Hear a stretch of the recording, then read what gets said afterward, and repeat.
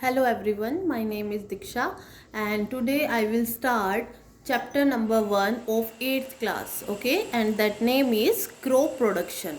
So student, as you know, जैसा कि आप जानते हो कि अभी लॉकडाउन पीरियड चल रहा है, ठीक है। तो अभी जो है बच्चे ज़्यादा इंटरेस्ट नहीं लेते ऑनलाइन क्लासेस में, है ना।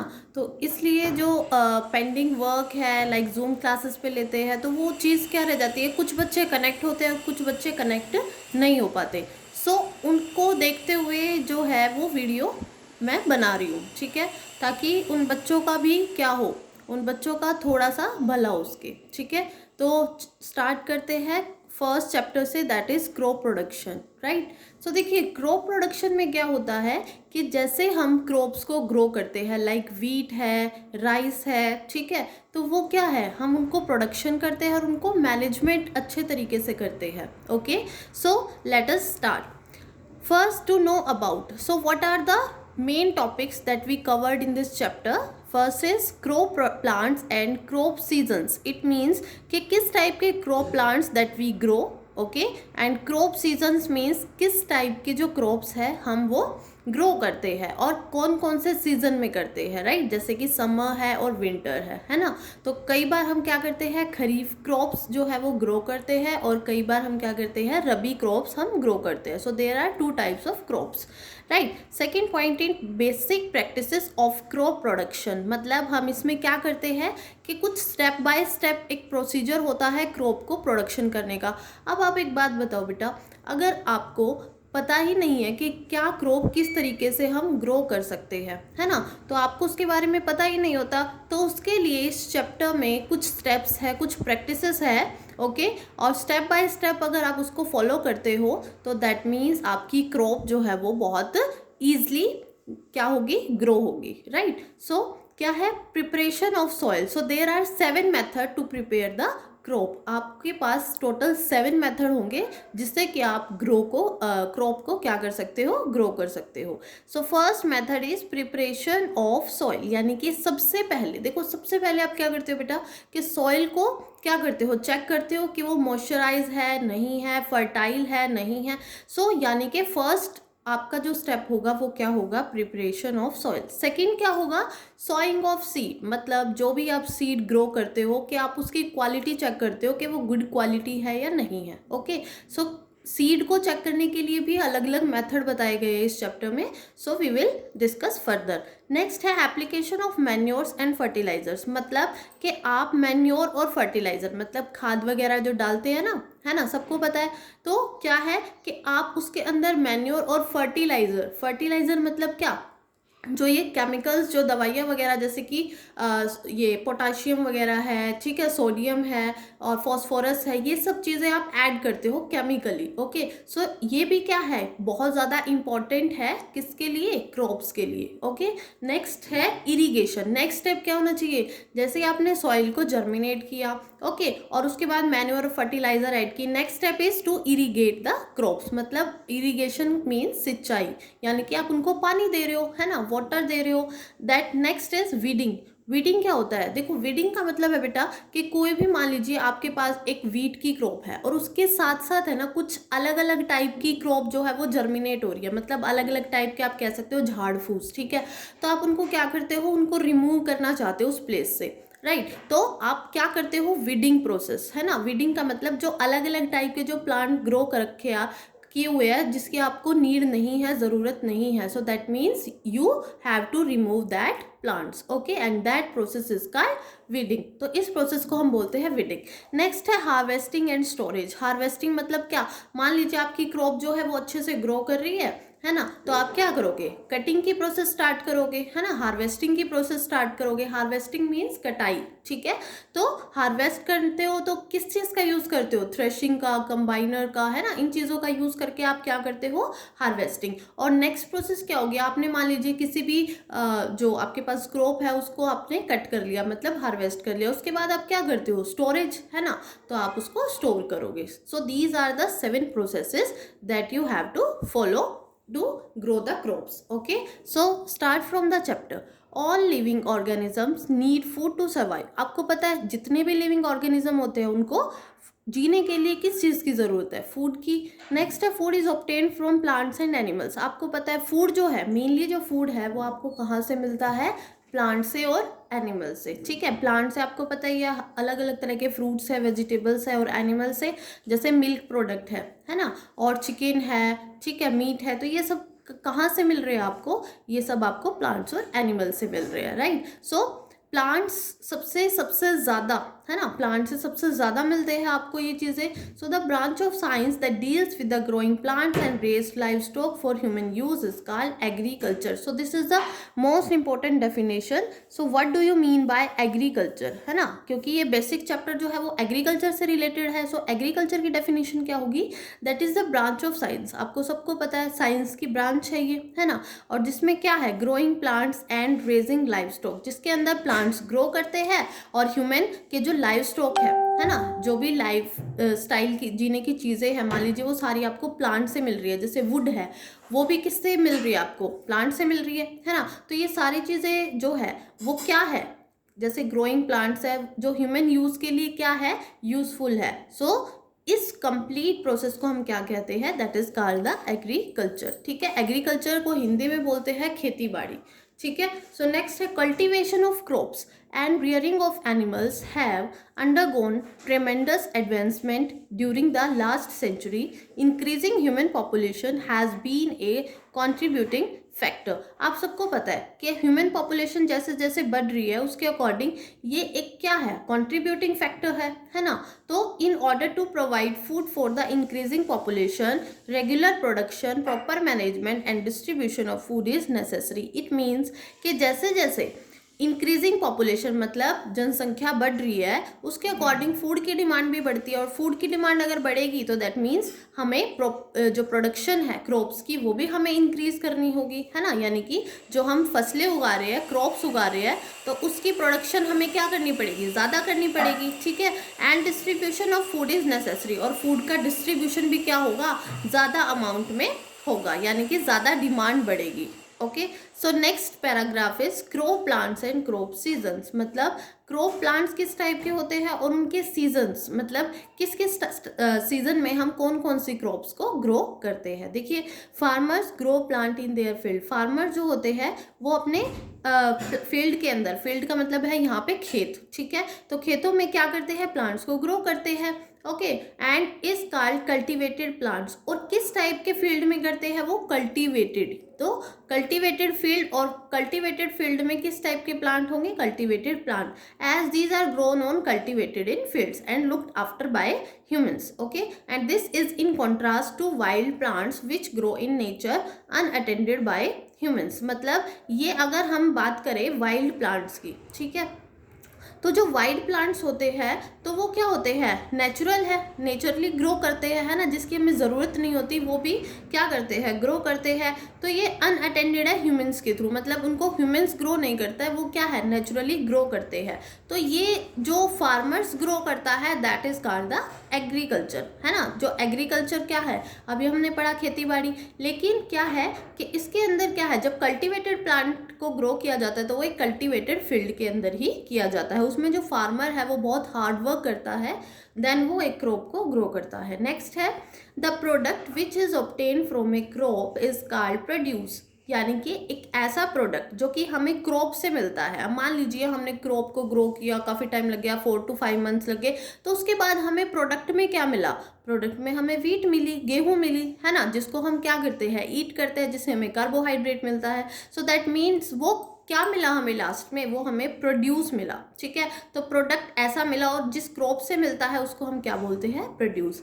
द प्रोड्यूस में be in the form of grains. जो प्रोड्यूस है वो किसकी फॉर्म में हो सकता है? ग्रेन्स की फॉर्म में हो सकता है। और ग्रेन्स मतलब क्या होता है? अनाज, है ना, जैसे कि व्हीट है, राइस है, मेज है। मेज का मतलब क्या होता है? मक्का। सो फाइबर्स है, फाइबर्स भी मिलते हैं हमें, जैसे कि कॉटन का प्लांट सुना है आपने, जूट का प्लांट भी देखा होगा, ठीक है। एंड रूट्स, रूट्स से आप कौन सा प्लांट का पार्ट जो है वो ईट करते हो? कैरेट है, स्वीट पोटैटो है ना।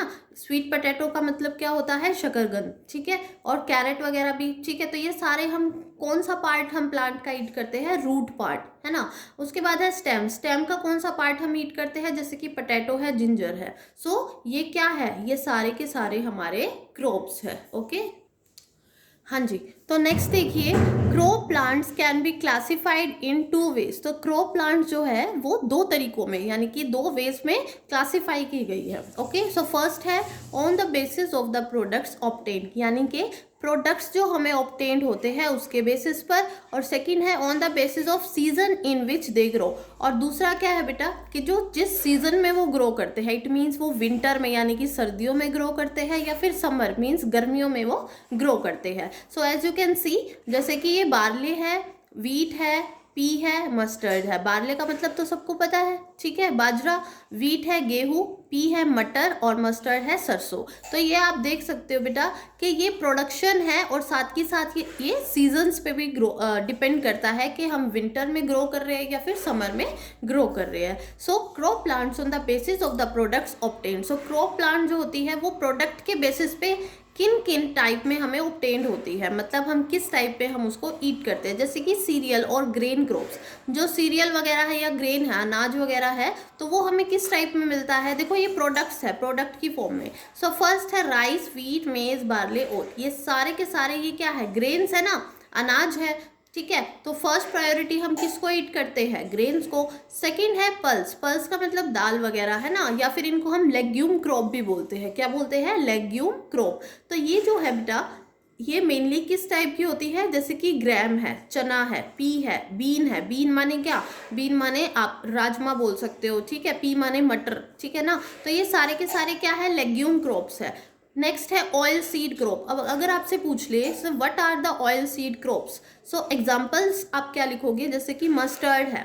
अब मस्टर्ड क्या है, मस्टर्ड से आपको ऑयल मिलता है, so these are oil seed crops. Groundnut है, ग्राउंड नट क्या होता है, ग्राउंड नट मीन्स अखरोट, तो वहां से भी आपको ऑयल मिलता है ना। सोयाबीन है, सोयाबीन का भी क्या होता है, ऑयल होता है, ठीक है। तो ये सारे की सारी कैसी क्रॉप्स है, ऑयल सीड क्रॉप्स। नेक्स्ट है फाइबर क्रॉप्स। फाइबर क्रॉप्स में क्या होता है, कॉटन और जूट, है ना, कॉटन और जूट। तो फाइबर क्रॉप जो होती है, कॉटन है जैसे कि जूट है, इनसे आपको फाइबर मिलता है।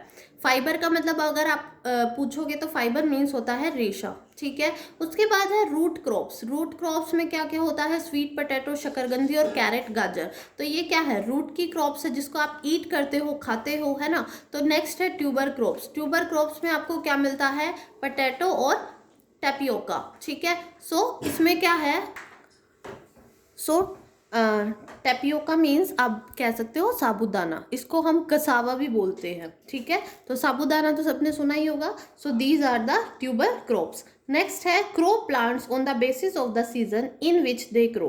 तो क्रॉप प्लांट जो है वो सीजन के अकॉर्डिंग, है ना, सीजन के बेसिस पे वो कितने टाइप्स में डिवाइडेड है। So there are 2 types, okay. So first is rabi crops. तो रबी क्रॉप्स और खरीफ क्रॉप्स। अब देखो ये तो हमने किया था बेटा प्रोडक्ट के बेसिस पे, कि जैसे पल्सेस का प्रोडक्ट क्या क्या हो सकता है, ग्राम है, पी है, बीन है।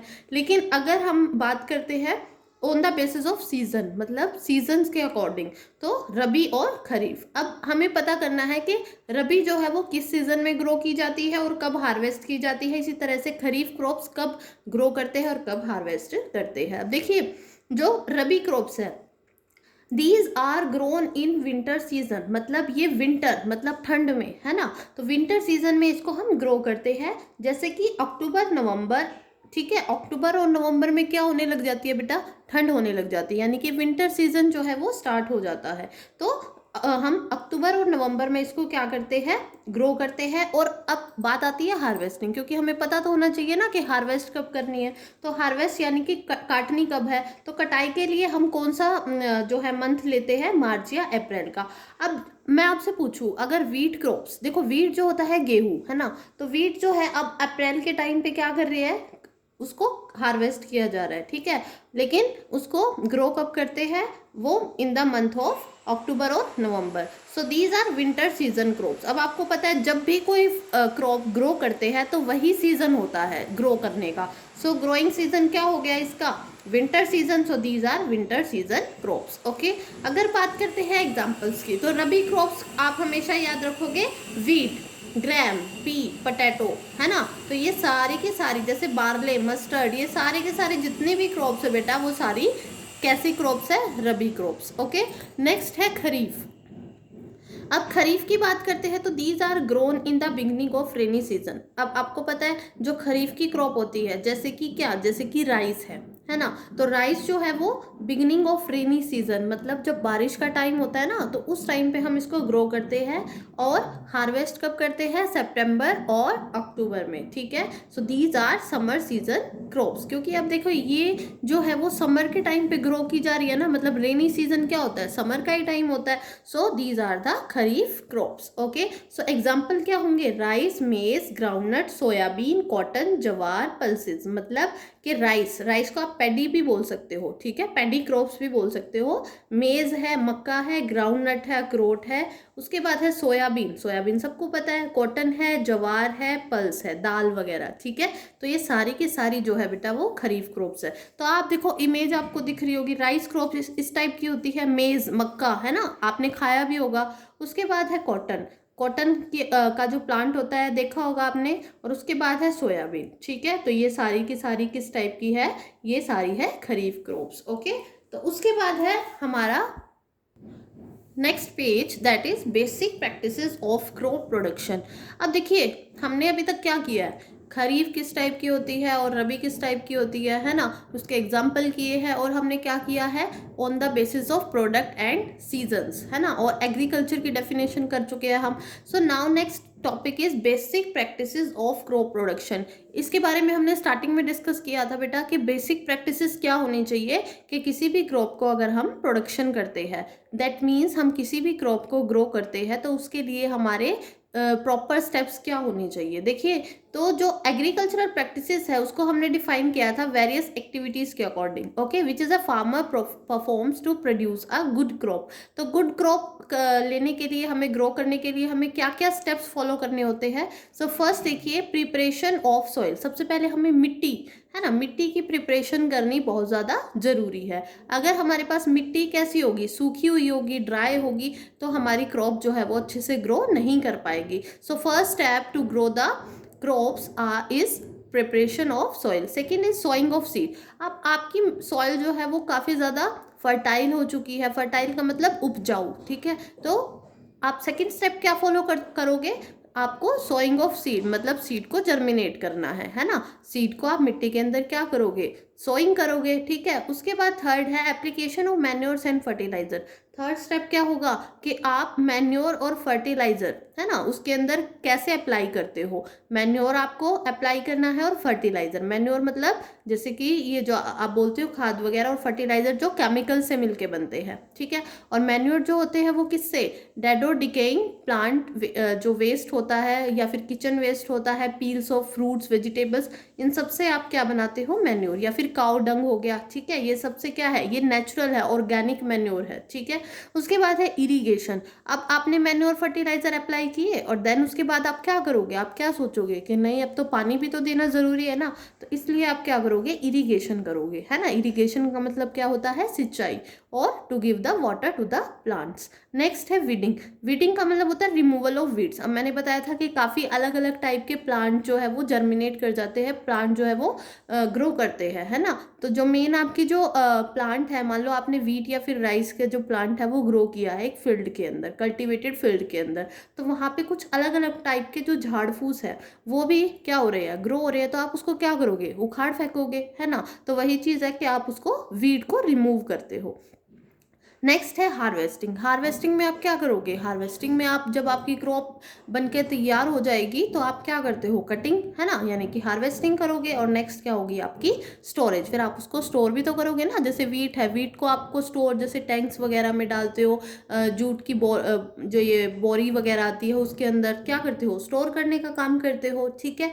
नेक्स्ट देखिए, a number of tools are required during the course of different agricultural practices. तो इन चीज़ों के लिए, ये जो हमने किया, इन चीज़ों के लिए क्या आप डायरेक्ट कर दोगे, आपको कुछ इम्प्लीमेंट की भी तो ज़रूरत होगी ना बेटा। तो इम्प्लीमेंट की ज़रूरत पूरी करने के लिए आपके पास कुछ टूल्स होते हैं, है ना। जैसे कि आप देख सकते हो, this is the wooden plough, this is the iron plough, ठीक है। ये क्या है, ploughing by bulls, ploughing by tractors. आप देख सकते हो ये प्लफिंग की जा रही है ना। तो यानी कि खेतों की जुताई करना, ठीक है। तो जोतना, खेत को जोतना हम कह सकते हैं। तो ये पहले क्या है, वुडन प्लफ से, आयरन प्लफ से। उसके बाद ये क्या है, धीरे धीरे जैसे जैसे मॉडर्न टेक्नोलॉजी आई तो क्या है, मशीन से हम काम करना स्टार्ट कर दिया हमने, है ना। तो वही चीज़ अब फर्स्ट स्टेप हम करेंगे स्टार्ट, प्रिपरेशन ऑफ सॉइल। देखिए प्रिपरेशन ऑफ सॉइल में हम क्या करते हैं, सॉइल यानी कि मिट्टी को प्रिपेयर करते हैं। वो किस तरीके से करते हैं, सो देखिए plants are grown in soil. आपको पता है प्लांट जो होते हैं वो हमेशा soil first, that is the first practices और that is the first step. Okay, next है they obtain water and nutrients. अब देखो ये जो है इनको क्या चाहिए, वाटर भी चाहिए सॉइल को, है ना, और कुछ न्यूट्रिएंट्स भी चाहिए। अब मान लीजिए हम लोग ही है, ठीक है, अगर आप फूड में एक ही खाना डेली डेली खाओगे तो क्या आपको प्रॉपर न्यूट्रिएंट्स मिलेंगे, नहीं मिलेंगे ना। तो वही चीज़ हमारे पास सॉइल के अंदर है। अगर आप लोग क्या करते हो, सॉइल को प्रॉपर न्यूट्रिएंट्स देते हो जिसकी उसको ज़रूरत है, जैसे कि सोडियम है, फॉस्फोरस है, पोटाशियम है, ये सारी चीज़ें अगर आप उसको सॉइल को दोगे तो दैट मीन्स वो क्रॉप भी आपको क्या देगा, गुड क्वालिटी की देगा। ठीक है, तो देखिए क्या है, उसके बाद roots are held in place by the soil. ठीक है, रूट्स जो है वो क्या होती है, सॉइल के अंदर होती है। अगर रूट्स आपकी स्ट्रॉन्ग होगी दैट मीन्स प्लांट भी क्या होगा, स्ट्रॉन्ग होगा। Soil microbes and other organisms such as earthworm help to increase soil fertility। अब जब हम बात करते हैं सॉइल माइक्रो ऑर्गेनिज्म की या फिर दूसरे अलग अलग ऑर्गेनिज्म की, तो जैसे कि अर्थवॉर्म है हमारे पास, है ना, आपको पता है, आपने देखा भी होगा अर्थवॉर्म। ठीक है, तो अर्थवॉर्म जो होता है वो सॉइल की फर्टिलिटी को इंक्रीज करता है। क्या मतलब है इस चीज़ का, कि जो मिट्टी की जो उपजाऊ है ना, मिट्टी जो होती है वो जो कह सकते हैं हम, जो उसकी फर्टिलिटी है वो इंक्रीज होती है अगर उसके अंदर अर्थवॉर्म होंगे तो। ठीक है, उसके बाद है preparation of soil requires 2 steps. So next देखिए, preparation of soil requires 2 steps. अब जब भी हम प्रिपरेशन करते हैं सॉइल की तो उसके लिए मेनली 2 स्टेप्स आपको ज़रूरी करने हैं। वो क्या है, फर्स्ट है प्लफिंग, सेकंड है लेवलिंग। देखो बेटा, आप प्लफ करते हो पहले तो, यानी कि खेतों की जो खेतों को जोतते हैं, है ना, वो करते हो। उसके बाद उसको एक लेवल देते हो, है ना, लेवल का मतलब है आप उसको बिल्कुल प्लेन करते हो। ठीक है, तो वो दोनों चीज़ें करने के लिए आपको क्या करना है, देखिए प्लफिंग पढ़ते हैं, the first step in the preparation of soil requires loosening and turning the soil. जो फर्स्ट स्टेप होता है, यानी कि प्लफिंग करने से होता क्या है, देखो प्लफिंग करने, देखो कोई भी आप काम कर रहे हो तो उसका कुछ ना कुछ एडवांटेज तो जरूर होता है ना। तो वही चीज़ है कि जब भी आप फर्स्ट स्टेप करोगे यानी कि प्लफिंग करते हो तो आप सॉइल को क्या कर रहे हो, लूज कर रहे हो और टर्न कर रहे हो, मतलब लूजनिंग और टर्निंग। ठीक है, लूजनिंग मतलब सॉइल को बिल्कुल हल्का बना रहे हो, मतलब लूजनिंग उसकी जो है यानी कि जो उसका मॉइस्चराइजेशन है वो कैसा हो रहा है, बेस्ट क्वालिटी का हो रहा है। ठीक है, and the process of loosening and turning the soil is called ploughing and tilling. और जो ये प्रोसेस है, कंप्लीट प्रोसेस, उसको हम क्या कहेंगे, प्लफिंग कहेंगे या फिर tilling. So there is the 2 names. okay, first one is pluffing and second is tilling, so these are same। okay, ये दोनों क्या है, सेम ही प्रोसेस है। this has the following advantage। अब इसकी एडवांटेज क्या, मैंने बोला था ना कि हर एक जो भी आप काम कर रहे हो उसका कुछ ना कुछ एडवांटेज जरूर होता है। ठीक है, अब देखिए फर्स्ट क्या है, loose soil contains a lot of air spaces in it. अगर जब भी आप सॉइल को क्या करते हो, सॉइल को लूज करते हो तो दैट मीन्स उसमें बहुत सारे एयर स्पेसेस कंटेन होते हैं, मतलब एयर एब्जॉर्बर, है ना। अब देखिए आपके पास सॉइल है, सॉइल जितनी सॉफ्ट होगी ना, जितनी स्मूथ होगी, सॉफ्ट होगी, सो दैट मीन्स उसमें एयर के जो स्पेसेस है वो भी ज़्यादा बन जाएंगे ताकि जो रेन है उसको सीप कर सके, है ना, रेन को अपने अंदर एब्जॉर्ब कर सके या हवा को अपने अंदर एब्जॉर्ब कर सके। और ये जब चीज़ें हो जाएगी सॉइल के अंदर, सो दैट मीन्स हमारी सॉइल जो है वो बन के तैयार हो जाएगी। ठीक है, सो नेक्स्ट है this allows roots to breathe easily. उसके बाद देखिए क्या है, लूज अगर सॉइल होगी तो उसमें एयर स्पेसेस ज़्यादा होंगे, है ना, और जो ये अलाउ करती है रूट को ब्रीथ करने में। अगर मान लीजिए आपको कोल्ड है, जुकाम है और आप अच्छे से सांस नहीं ले पा रहे हो, सो दैट मीन्स क्या, आपका कुछ ना कुछ है ना, मतलब बॉडी के अंदर की जो चीज़ आपको, मतलब आप प्रॉपर ऑक्सीजन नहीं ले पा रहे हो। सो वही चीज़ सॉइल के अंदर, अगर सॉइल में एयर स्पेसेस होंगे, स्पेस का मतलब क्या है, यहाँ पे स्पेस, यहाँ पे स्पेस, तो वो इजिली जो है वो एयर को क्या करेगा, अपने अंदर अट्रैक्ट करेगा। ठीक है, मीन्स वो एब्जॉर्ब करेगा। नेक्स्ट है loose soil allows the roots to penetrate deep into the soil. और जब भी लूज सॉइल होती है, मीन्स जब सॉइल बिल्कुल लूज और मॉइस्चराइजर होती है, सो दैट मीन्स वो सॉइल के अंदर इजिली पेनिट्रेट कर जाता है, ठीक है, रूट्स जो होते हैं, और रूट्स जो होते हैं वो स्ट्रॉन्ग होंगे, है ना, जितनी सॉइल लूज होगी उतने ही रूट्स जो है वो स्ट्रॉन्ग होंगे। Thus the plant is fix to soil firmly, इसलिए हम प्लांट को जो है वो सॉइल के अंदर इजिली फिक्स भी कर सकते हैं, है ना, जितनी सॉइल जो है वो लूज होगी उतना ही हम प्लांट जो है हम इजिली उसको अंदर क्या कर सकते हैं, फर्म कर सकते हैं। ओके, सो नेक्स्ट देखिए, next is ploughing approves the undesirable plants. जो प्लफिंग करने पे जो अनडिजायरेबल प्लांट है जैसे कि वीड है ना, एंड किल देम, तो उनको वो क्या करता है, किल कर देता है ना। तो देखिए यहाँ पे आप देख सकते हो सॉइल के अंदर ये क्या है, रेड अर्थवॉर्म, है ना। अगर अर्थवॉर्म जो है वो क्या है, फार्मर का फ्रेंड है, so that is the farmers friend. क्योंकि अगर ये सॉइल के अंदर होगा ना, तो देखो आप इनकी स्किन देख सकते हो बेटा, इनकी स्किन जो होती है बहुत ज़्यादा सॉफ्ट होती है। सो दैट्स वाई सॉफ्ट स्किन होने की वजह से ये सॉइल का जो मॉइस्चराइजेशन होता है, यानी कि सॉइल के अंदर जो फर्टिलिटी होती है उसको इंक्रीज करने में हेल्प करता है। So that is the farmer friend, farmer का मित्र है ये, ठीक है। उसके बाद loose soil mixes uniformly with manure और फर्टिलाइजर। अगर जो लूज सॉइल होती है वो मिक्स हो जाती है ना, किसके साथ, मैन्योर और फर्टिलाइजर के साथ। अगर आप देख सकते हो यहाँ पे मैन्योर भी है, फर्टिलाइजर भी और सॉइल भी है, तो यानी कि अगर ये तीनों मिक्स हो जाए तो दैट मीन्स सॉइल की फर्टिलिटी इंक्रीज हो जाएगी, बढ़ जाएगी। नेक्स्ट है loose soil help in the growth of earthworm. अगर जितनी ज़्यादा लूज सॉइल होगी ना उतने ही अर्थवॉर्म क्या करेंगे, ग्रोथ होंगे, यानी कि अर्थवॉर्म जो है वो मिट्टी के अंदर अपने आप बनने लगेंगे, ठीक है।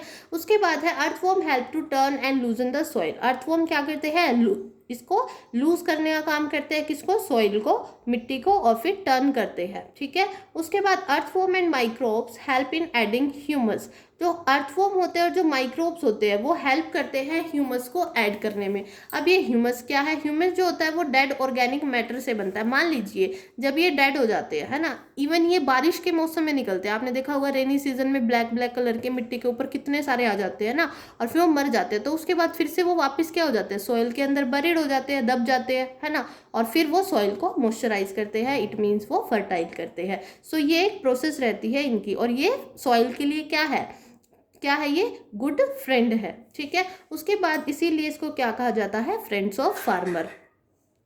नेक्स्ट है ploughing brings the nutrient rich soil. Ploughing जो होते हैं वो न्यूट्रिएंट्स में भी क्या होते हैं, न्यूट्रिएंट्स रिच होते हैं, है ना, जो कि सॉइल के अंदर बहुत सारे न्यूट्रिएंट्स भर भर के क्या करते हैं, इसके अंदर फिल कर देते हैं, ताकि जो है प्लांट अच्छे से ग्रो करे। Lower layers to the top and makes it easily available for the plant to use, और प्लांट के यूज के लिए बहुत ज़्यादा ईजी वे में काम करते हैं। उसके बाद प्लफिंग और tilling is done using an implement called plough. अब प्लफिंग और टिलिंग जो हमारी नेक्स्ट प्रोसेस थी, प्लफिंग या फिर टिलिंग, वो किसके थ्रू हम डन करते हैं, प्लफ के थ्रू, ठीक है। आपने देखा होगा अभी, देखिए ये अलग अलग टाइप के हमने प्लफ किए थे अभी, वुडन प्लफ है, आयरन प्लफ है, फिर उसके बाद बुलॉक्स के साथ प्लफिंग की जाने लगी, देन उसके बाद ट्रैक्टर्स के साथ प्लफिंग की जाने लगी, ठीक है। तो क्या है, प्लफिंग जो है हमने अभी की थी, तो क्या है इसका मतलब, प्लफिंग और tilling is used by an implement called plough, जिसको हम प्लफ बोलते हैं, आयरन या फिर वुडन, ठीक है। उसके बाद है if the soil is very dry, अगर सॉइल बहुत ज़्यादा सूखी हो, so it may need watering before ploughing. तो सबसे पहले हमें उसको फर्टाइल करने के लिए, मतलब सॉइल को लूज बनाने के लिए हमें उसमें वाटर ऐड करना होगा। आपको पता है अगर जितनी ज़्यादा ड्राई सॉइल होगी, जितनी ज़्यादा सूखी होगी, उतना प्लांट ग्रो नहीं कर पाएंगे अच्छे से। So that's why we have to give the more water to the soil, यानी कि हमें क्या करना होता है, वाटर देना होता है सॉइल को, ताकि सॉइल में क्या हो जाए, उसकी लूजनिंग जो है वो अच्छी हो जाए, ठीक है। Sometimes manure is added before ploughing. कई बार हमें क्या करना होता है, वो देखो जो सॉइल है उसके टेक्सचर पे डिपेंड करता है कि सॉइल का टेक्सचर कैसा है। अब सॉइल अगर अच्छी क्वालिटी की नहीं है तो दैट मीन्स हमें उसमें पहले मैन्योर ऐड करना होता है, ठीक है, खाद वगैरह पहले ऐड करनी होती है, जैसा कि आप देख सकते हो, ठीक है। उसके बाद है लेवलिंग। सेकेंड प्रोसेस हमने पढ़ी थी लेवलिंग, प्लफिंग और फिर लेवलिंग। अब देखिए आपने क्या कर दी, प्लफिंग कर दी, है ना, यानी कि आपने खेतों को जोतना स्टार्ट कर दिया। उसके बाद आप उसको पे क्या करते हो, लेवल बनाते हो ना, एक फील्ड का एक लेवल भी तो होता है ना। तो द फील्ड आफ्टर प्लफिंग में स्टिल हैव बिग पीसेस। कई बार क्या होता है, आप देख सकते हो कई बार ना मिट्टी के अंदर बड़े बड़े स्टोन्स के पीसेस रह जाते हैं, है ना, तो आप उसको रिमूव करते हो किसके थ्रू, लेवलिंग के थ्रू, है ना। तो सबसे पहले आप उनको हम क्या बोलते हैं, क्रम्स बोलते हैं। क्रम्स का मतलब क्या होता है कि बड़े बड़े पत्थर से, है ना, पत्थर वगैरह जो है वो मिट्टी के अंदर ऐड हो जाते हैं, तो हम उनको रिमूव करना होता है। So it is necessary to break these crumbs with a plank. तो हम क्या करते हैं, या तो प्लैंक से उसको ब्रेक करते हैं, उन पीसेस को तोड़ते हैं, ठीक है, ताकि वो छोटे पीसेस में जो है वो चेंज हो जाए, ठीक है। उसके बाद the field is levelled with the help of leveller. उसके बाद हमने लेवलर की हेल्प से क्या करना है, सीड को सोइंग करने से पहले, मतलब सीड को जर्मिनेट करने से पहले हमें उसको क्या करना होता है, लेवल के अकॉर्डिंग उसको बिल्कुल जो है वो फ्लैट बनाना होता है, ठीक है। उसके बाद सेकंड है एग्रीकल्चरल इम्प्लीमेंट। अब कौन कौन से ऐसे एग्रीकल्चरल इम्प्लीमेंट है जो कि हम यूज करते हैं due to the crop production. So first है plough, hoe, cultivator and last है लेवलर, ठीक है। तो देखिए प्लफ क्या है, ये plough is used for ploughing the field. एक प्लफ का यूज हम करते हैं फील्ड को प्लफ करने के लिए, मतलब जोतने के लिए, ये हम कर चुके हैं। जैसे कि वुड है, आयरन है, ठीक है। बट इन दिनों में हम इनसे भी पहले दिनों, क्योंकि आज का मॉडर्न टेक्नोलॉजी का टाइम है, तो इससे पहले हम बुलॉक से करते थे, आज भी करते हैं कुछ लोग, लेकिन जो मोस्ट प्रेफरेबली है वो किस चीज़ का यूज़ करते हैं, आज के टाइम में ट्रैक्टर्स का यूज़ करते हैं, ठीक है। तो प्लफिंग में for tilling the soil, soil को टिलिंग करने में यूज़ होता है, या फिर उसमें अगर फर्टिलाइजर हमें ऐड करने होते हैं, as you can see the picture, आप क्या करते हो, ये मशीन लगा देते हो और उसके बाद आप फर्टिलाइजर इसमें करके और पूरे के पूरे फील्ड के अंदर आप इसमें ऐड कर देते हो, ठीक है। और अनवांटेड प्लांट्स के लिए भी आप क्या करते हो, प्लफिंग का यूज करते हो। उसके बाद है हो। हो का मतलब क्या होता है, हो एक long road of would iron. आप देख सकते हो वुड आयरन की एक लॉन्ग रोड होती है, ठीक है, जिसमें आप एक strong broad and bent plate of iron is fix to the one of its end. यहाँ पे एक आयरन की क्या फिट कर देते हैं, एक आयरन की बेंट प्लेट जो है वो फिक्स कर दिया, और that bent plate acts as knife. और ये जो प्लेट है वो एक नाइफ की तरह एक्ट करती है, ठीक है। जैसे जैसे ये ब्लॉक्स आगे चलते हैं वैसे वैसे ये क्या होता है, एक लेवलर, मतलब एक लेवल बनता जाता है, ठीक है। यूजेस ऑफ ए हो का यूज कहाँ कहाँ होता है, देखो किस कारण यूज होता है, लूजनिंग द सोइल, सोइल को लूज करने में, और दूसरा फॉर रिमूविंग वीड्स, वीड्स को रिमूव करने में, ठीक है, हम हो का यूज करते हैं। जैसे कि आप देख सकते हो पहले के टाइम में इसमें इससे करते थे, लेकिन आज के टाइम में हम इसका लेवलर का यूज करते हैं, ठीक है। कल्टीवेटर, अब कल्टीवेटर का कहाँ पे यूज होता है मेनली, देखिए in large field these days ploughing is done by cultivators. आज के टाइम में जो प्लफिंग होती है वो कल्टीवेटर से हम डन करते हैं, ठीक है।